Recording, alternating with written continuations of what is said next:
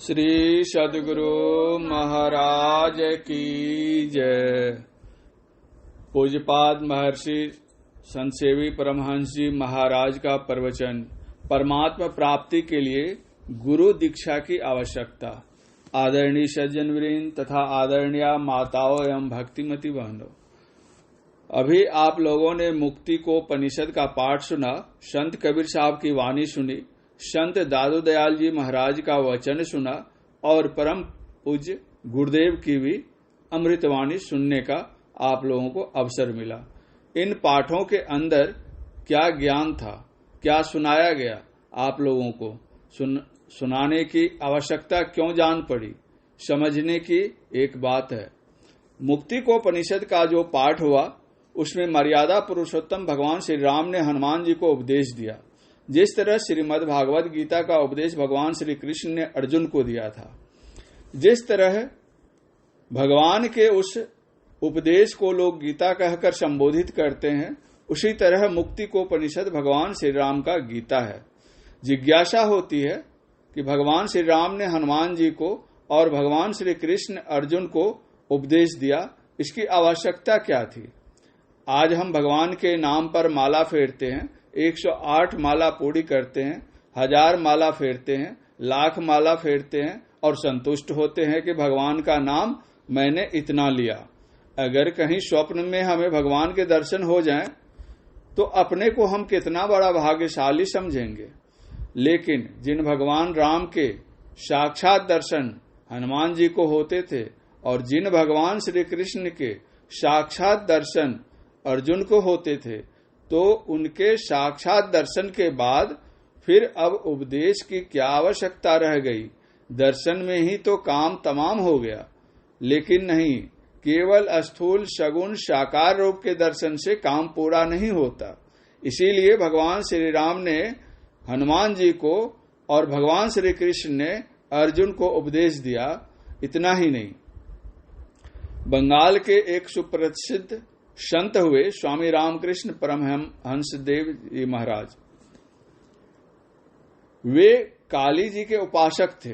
काली जी से उनका इतना घनिष्ठ संबंध था जैसे मां पुत्र का संबंध हो।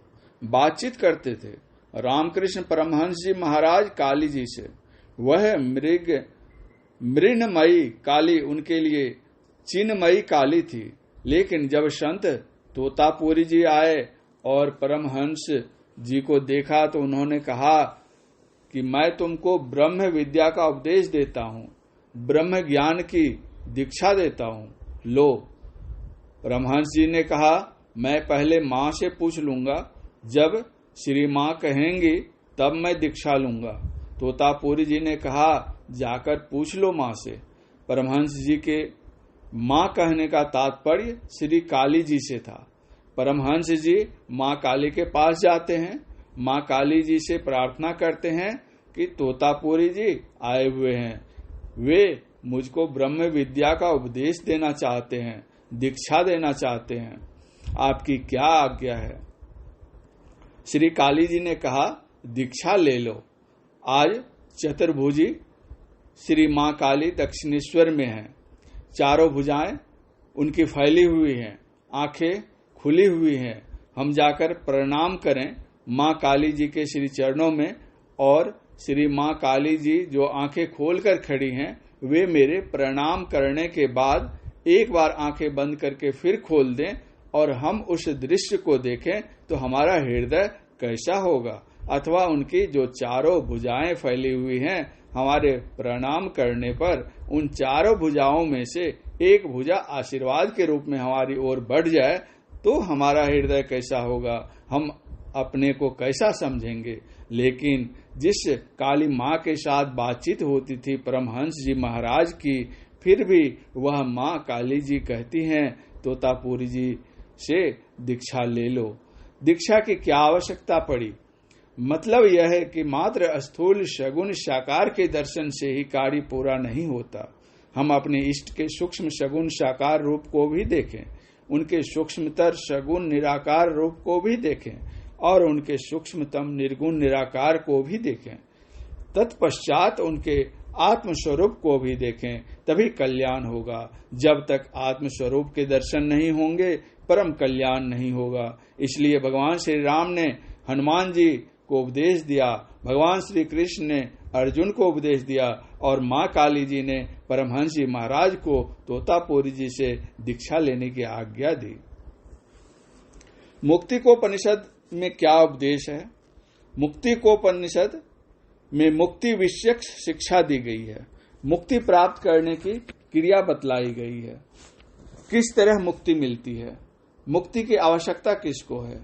जो बंधन में पड़ा हुआ है, जो भूखा है, उसको भोजन करने की आवश्यकता है। जो रोगी है उसके लिए दवाई की आवश्यकता है।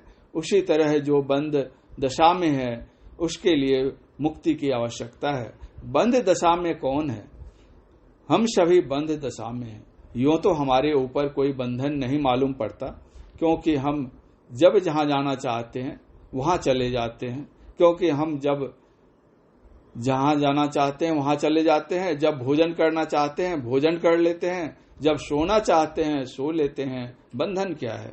इसका स्पष्टीकरण संत राधा स्वामी साहब करते हैं। बंधे तुम गाढ़े बंधन आन, पहला बंधन पड़ा देह का, दूजा बंधन तिरिया जान, तीसर बंधन पुत्र विचारो, चौथा नाती मान, नाती के कही नाती होवे, तब कहो कौन ठिकान, धन संपत्ति और हाट हवेली, यह बंधन क्या करूं बखान, चोलर पचलर सतलर रसरी, बांध लियो बहुविधि तान, कैसे छूटन होई तुम्हारा, गहरे खूंटे पड़े गड़े निदान, मरे बिना तुम छूटो नाही, जीते जी तुम सुनो न कान, जगत लाज और कुल की मर्यादा, यह बंधन सब ऊपर ठान, लीक पुरानी कभी न छोड़ो, जो छोड़ो तो जग की हान, क्या क्या कहूँ विपत में तुम्हारी, भटको जोनी भूत मशान, तुम तो जगत सत्य कर पकड़ा, क्यों कर पाओ नाम निशान, बेड़ी तोर हथकड़ी बांधे, काल कोठरी कष्ट समान,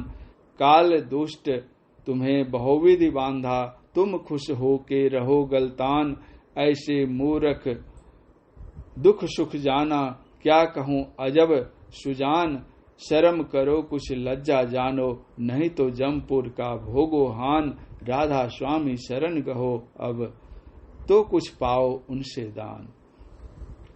अगर शरीर नहीं हो तो कोई बंधन नहीं। सोचिए कितनी भी पेट में पीड़ा होती है तो क्या देह छोड़कर हम पृथक रह सकते हैं?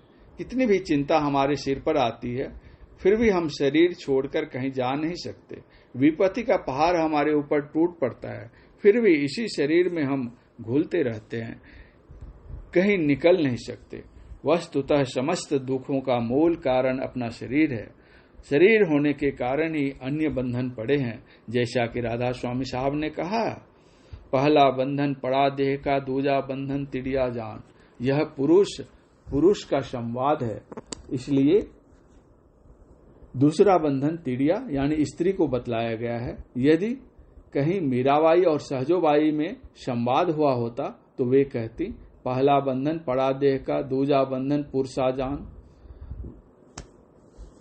वस्तुतः जैसे पुरुष के लिए स्त्री बंधन है वैसे ही स्त्री के लिए पुरुष बंधन है। तो बंधन से निर्बंध होने के लिए क्या किया जाए? क्या स्त्री पुरुष का परित्याग कर दे अथवा पुरुष स्त्री का परित्याग कर दे? इस विषय में संत पलटू साहब ने बड़ी कड़ी चेतावनी दी है। वे कहते हैं कि इस प्रकार के परित्याग से मुक्ति नहीं मिलेगी। मुक्ति तो तब मिलेगी जब तुम 5-25 से बड़े हो जाओ। यथा यार फकीर तू पड़ा किस ख्याल में, 5-25 संग 30 नारी, एक तुम छोड़िया 30 तेरे संग में, होय अस ज्ञान नरक भारी, 30 के कारणे भीख तुम मांगता, एक ने कवन तक सिर पारी, दास पलटू कहे खेल या ना बदोब, छूटे जब 30 तो छोर प्यारी।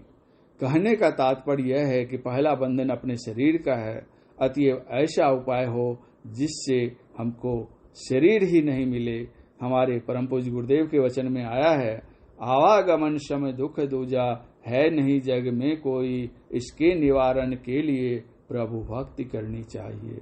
आवागमन के चक्र से हम छूट जाएं, शरीर हमको मिले ही नहीं, फिर दुख किसको होगा और बंधन में कौन पड़ेगा।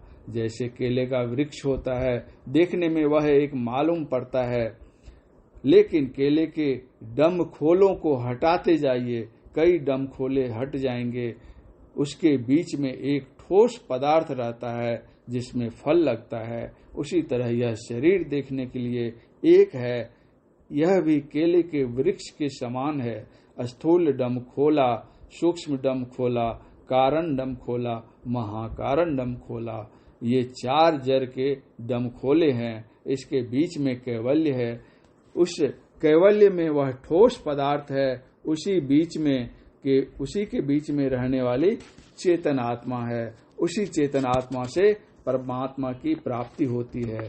4 शरीरों में रहकर परमात्मा की प्राप्ति नहीं होती है, और जब परमात्मा की प्राप्ति होती है तभी काम पूरा होता है। जैसे केले के पेड़ को काट देते हैं तो फिर दूसरा केले का वृक्ष निकल आता है, इसी तरह यह स्थूल शरीर छूट जाने के बाद इसके अतिरिक्त फिर स्थूल शरीर हो जाता है। आवश्यकता है जड़ के 4 शरीरों को पार करके चैतन्यातीत अवस्था प्राप्त करने की। स्थूल सूक्ष्म कारण महाकारण कैवल्य हो के पार, सुषमन तिल हो पिल तन भीतर, होंगे सबसे न्यार, ब्रह्म ज्योति ब्रह्म ध्वनि को धरी धरी, ले चेतन आधार, तन में पिल 5 तन पाड़ा, जा पाओ प्रभुसार। इस प्रवचन का दूसरा अंतिम भाग अगले प्रवचन पाठ में। पूज्यपाद महर्षि संत सेवी परमहंस जी महाराज का यह प्रवचन संत मत सत्संग आश्रम, ग्राम राजपुर खुर्द, नई दिल्ली के 3य वार्षिक अधिवेशन के शुभ अवसर पर दिनांक 14/10/1995 ईस्वी के प्रातःकालीन सत्संग में हुआ था। श्री सद्गुरु महाराज की जय।